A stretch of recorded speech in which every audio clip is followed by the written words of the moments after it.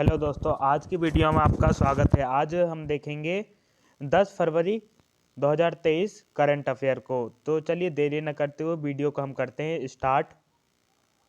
इसरो का सबसे छोटा रॉकेट SSLV D2 लॉन्च, जाने क्या है खासियत इसकी। इसरो ने नया rocket SSLV D2 Satish Dhawan Sriharikota से लॉन्च किया है। इसरो ने श्रीहरिकोटा के सतीश धवन अंतरिक्ष केंद्र से 10 फरवरी 2023 को सुबह 3 उपग्रह EOS/07 जीनियस 1 और आज़ादी सेट 2 उपग्रह को 450 किलोमीटर की गोलाकार कक्षा में स्थापित करने के लिए स्मॉल सैटेलाइट लॉन्च करेगा। SSLV D2 लॉन्च किया। भारतीय गोल्फर अदिति अशोक ने केन्या लेडीज ओपन खिताब 2023 जीता। भारतीय गोल्फ खिलाड़ी अदिति अशोक ने मैजिकल केन्या लेडीज ओपन का खिताब अपने नाम कर लिया है। अदिति ने लेडीज यूरोपियन टूर गोल्फ में शानदार प्रदर्शन दिखाते हुए 9 शॉट की बढ़त के साथ यह खिताब हासिल किया है।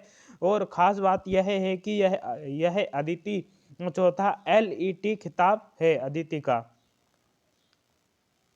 विश्व दलहन दिवस 10 फरवरी।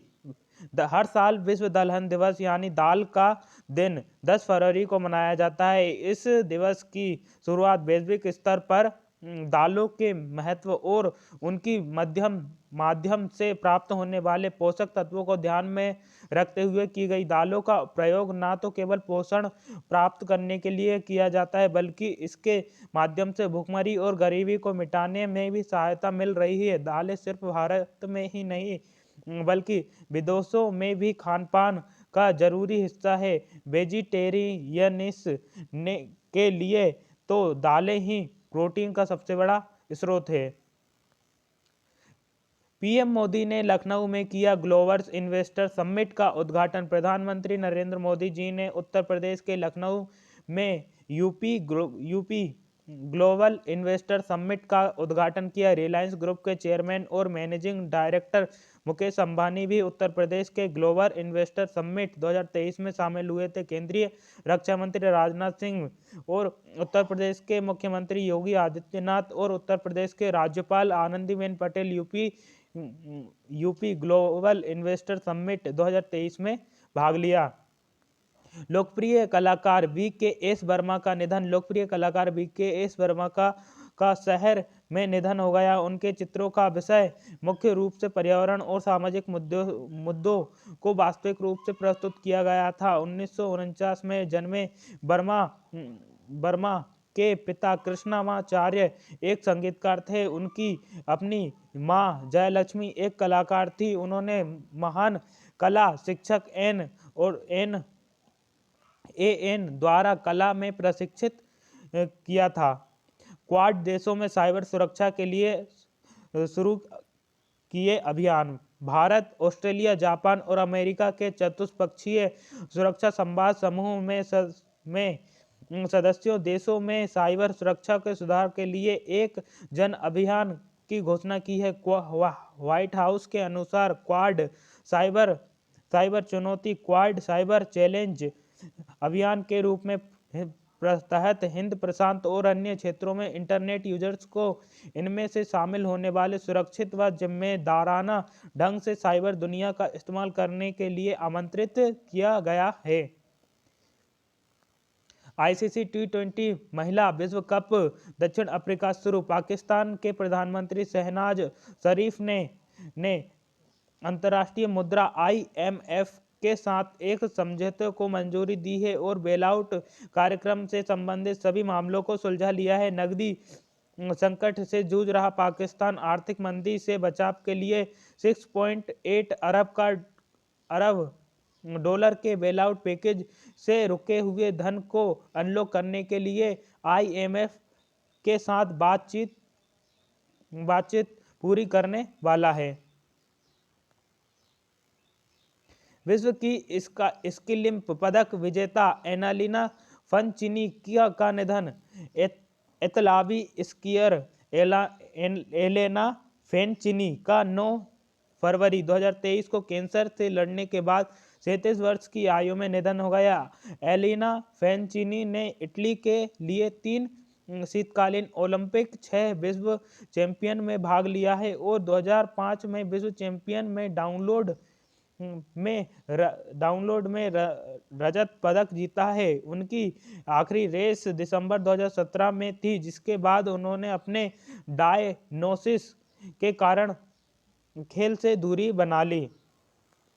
अनुसूचित जनजाति के आयोग में स्वीकृति पदों 50% पद रिक्त। जनजातीय मामलों के मंत्रालय द्वारा 6 फरवरी को लोक सेवा में प्रस्तुत किए गए आंकड़ों से पता चला कि राष्ट्रीय अनुसूचित जनजाति के आयोग NCST वर्तमान में अभी स्वीकृत शक्ति के 50% से कम के साथ काम कर रहा है। आयोग के आंकड़ों के अनुसार ST पैनल में एक अध्यक्ष और एक उपाध्यक्ष और 3 सदस्य BC और सदस्यों में 1-2 MT, ST समुदाय में 2 के लिए नियम प्रदान किए गए। वर्तमान में इनमें एक अध्यक्ष और एक सदस्य और अन्य सभी पदों के साथ उन्होंने अनिवार्य ST सदस्य भी शामिल है, जो पिछले 3 वर्षों से खाली हैं। टोमामक एनर्जी ने परमाणु संयंत्र के परीक्षण के लिए पहला सुपर मैग्नेट बनाया। परमाणु संयंत्र के परीक्षण के लिए दुनिया का पहला सुपर मैग्नेट टोमामक एनर्जी परमाणु संयंत्र के लिए उच्च तापमान सुपर कंडक्टिंग मैग्नेट की नई पीढ़ी बनाई। डिजिटल क्रेडिट केंद्र सरकार डिजिटल लोन सेवा द्वारा इसी साल होगी शुरू। दूरसंचार एक सूचना प्रौद्योगिकी मंत्री अश्विनी वैभव ने कहा है कि सरकार इस साल डिजिटल ऋण सेवा शुरू करेगी। इसका फायदा ये होगा कि छोटे रेहड़ी पटरी वाले लोगों को भी बड़े बैंक से आसानी से कर्ज ले सकेंगे। दूसरी ओर UPI के इस्तेमाल को बढ़ाने के लिए लोकल भाषा में लाने की तैयारी भी की जा रही है। एक दिन पहले इस बात की घोषणा की गई थी कि अब NRI भी UPI सर्विस का लाभ उठा सकेंगे। शामिल है कि सभी सर्विसेज डिजिटल भारत के तहत कदम बढ़ाए जा रहे हैं। IMMRF के मेनन को मिला MATMA lifetime achievement award. MRF limited के अध्यक्ष और प्रबंध निदेशक के एम मेनन को मारुति सुजुकी इंडिया के MD और CEO हिसांकी ताकेयुची द्वारा ATMA लाइफटाइम अचीवमेंट अवार्ड प्रदान किया गया। दवा निर्माता फाइजर लिमिटेड ने मीनाक्षी नेवटिया को भारतीय व्यापार का नेतृत्व करने के लिए नियुक्त किया गया। दवा निर्माता फाइजर लिमिटेड ने मीनाक्षी नेवटिया को 5 साल के लिए अतिरिक्त निदेशक और प्रबंध निदेशक के रूप में नियुक्त करने की घोषणा की है। क्वालिटी ऑफ काउंसलिंग भारत की विश्व की शीर्ष 5 प्रत्याशन प्रणालियों में शामिल report. Quality of counselling of India के तहत NDA की राष्ट्रीय मान्यता प्रणाली को हाल ही में ग्लोबल क्वालिटी इंफ्रास्ट्रक्चर इंडेक्स 2021 में दुनिया का 5वां स्थान दिया गया है। कौन है एक्ट्रेस PK रोजी, जिन्हें 120वीं जयंती पर गूगल ने बनाया अपना डूडल। गूगल ने अपने डूडल के माध्यम से मलयालम सिनेमा की पहली महिला लीड एक्ट्रेस PK रोजी को 120वीं जयंती पर याद किया और गूगल ने आज PK जयंती के सम्मान में अपने डूडल को याद में समर्पित किया। रोजी को बचपन से ही एक्टिंग का शौक था। उन्होंने कम उम्र में ही मलयालम सिनेमा में अपने अभिनय का कौशल दिखाना प्रारंभ कर दिया। दक्षिण अफ्रीका में भीषण बिजली के संकट के बीच राष्ट्रीय आपदा घोषित। दक्षिण अफ्रीका में राष्ट्रपति सिरिल रामाफोसा के केपटाउन में सालाना स्टेट ऑफ द नेशन संबोधन के दौरान देश में बिजली संकट के कारण आपदा की स्थिति का ऐलान किया है। इस दौरान रामाफोसा ने भी यह भी कहा है कि वह पद छोड़ने का विचार कर रहे हैं, लेकिन अब उन्हें पूर्व राष्ट्रपति नेल्सन मंडेला से प्रेरणा मिली है, जिसके बाद उन्होंने पद पर बने रहने का फैसला लिया है। और अपने संबोधन से दक्षिण अफ्रीका के राष्ट्रपति सिरिल रामाफोसा ने कहा है कि देश के इस समय कई संकटों को सामना करना पड़ रहा है, जिसमें बिजली, बेरोजगारी, अपराध और हिंसा की बढ़ोतरी जैसे मुद्दे शामिल हैं।